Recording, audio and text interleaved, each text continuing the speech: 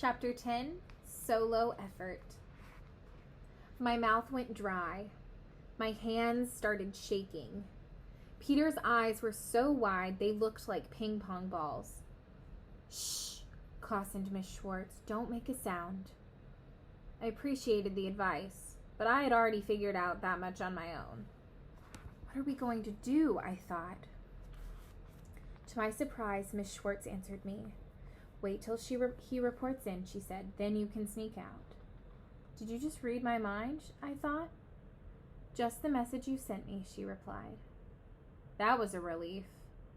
There's a lot going on inside my head that I don't want anyone to know about, not even Miss Schwartz. I looked around the attic. If Broxholm came up here, we were sunk. I couldn't see a single thing to hide behind. Suddenly I heard that horrible music again. This is our chance, I whispered. He must be in his dressing room. I bet he's taking off his face and getting ready to report to the ship. Then let's go, said Peter. Wait, I said desperately. What about Miss Schwartz? We can't just leave her like this. You have to, she thought at us. I'm all right for the time being. The best thing you can do for me is unmask the alien. I still hesitated. Go, she shouted inside my head. The message was so powerful I staggered back from the force field. Casting a last look over my shoulder, I took Peter's hand. He didn't pull away. This wasn't romance, it was terror. Each of us needed someone to hold on to as we sneaked down the stairway. When we reached the bottom, Peter opened the door as quietly as he could. The tiny click was lost in the awful screech of the alien music. Moving slowly, he peered around the edge. No one in sight, he whispered. Then let's go!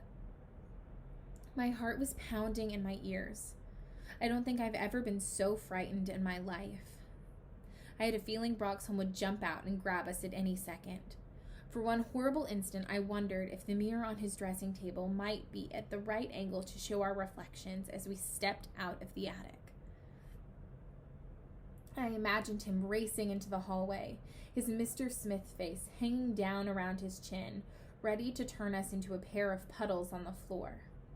Or whatever a person from his planet did to kids he caught snooping in his attic. The screeching music continued. Still moving slowly, Peter closed the door behind us. That seemed like a waste of time until I realized he was afraid that if he didn't secure it, the door might swing open after he let go of it. One noise like that, and we were dead meat. Dropping to our hands and knees, we crawled along the edge of the wall. I couldn't help it. When I was opposite the door of Broxholm's room, I glanced in. Broxholm was sitting there, peeling off his face. I prayed that he wouldn't see me, and crept forward. We slid down the stairs, stepped out the front door, and ran for all we were worth. After about 3 blocks, we stopped to catch our breath, but not for long.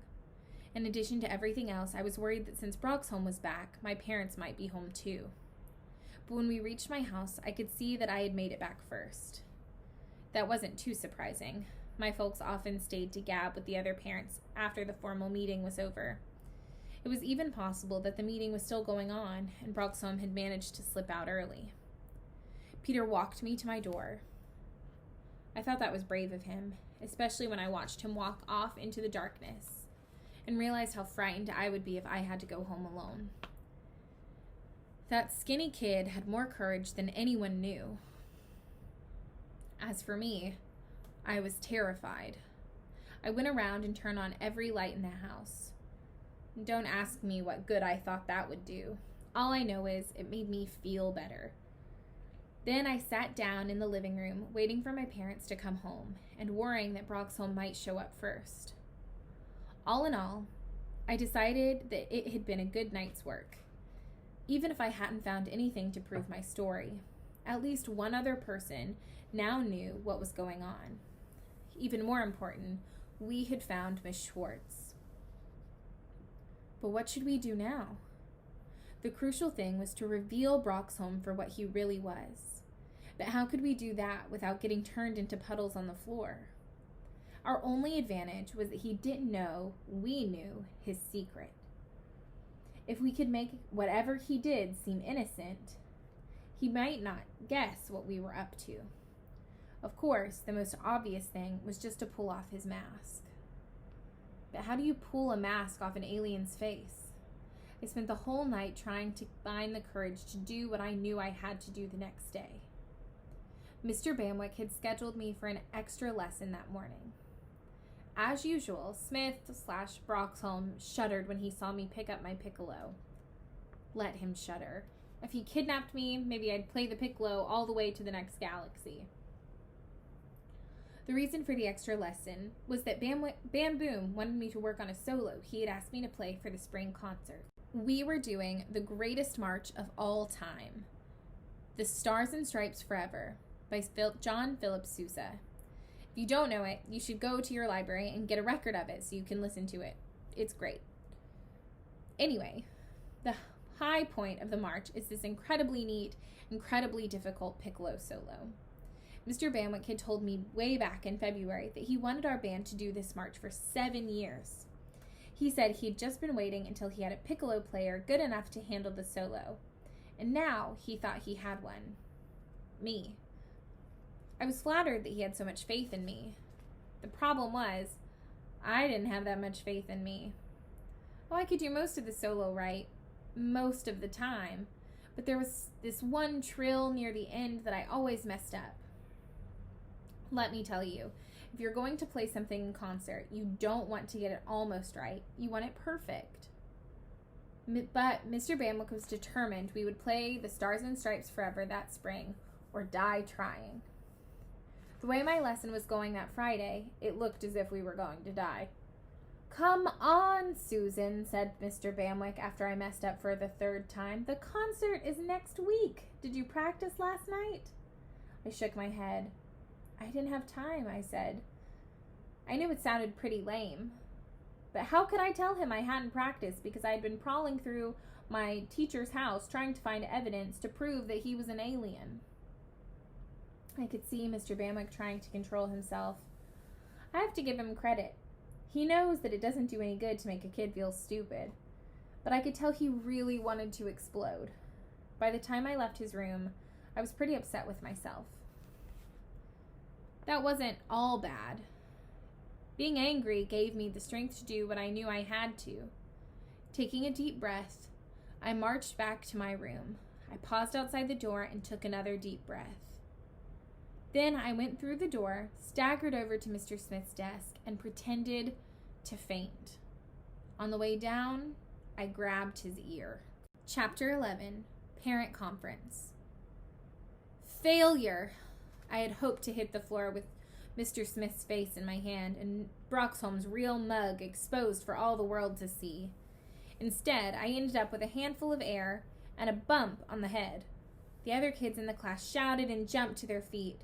Smith/Broxholm waved them away. He told Mike Ferran to go get the nurse. Then he knelt over me to see if I was all right.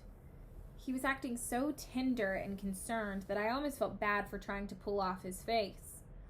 But all I had to do was think of Miss Schwartz trapped in that force field in his attic, and any guilt I might have just floated right away. Susan, are you all right?" he asked, fanning my face. I moaned and fluttered my eyes. What happened?" I asked.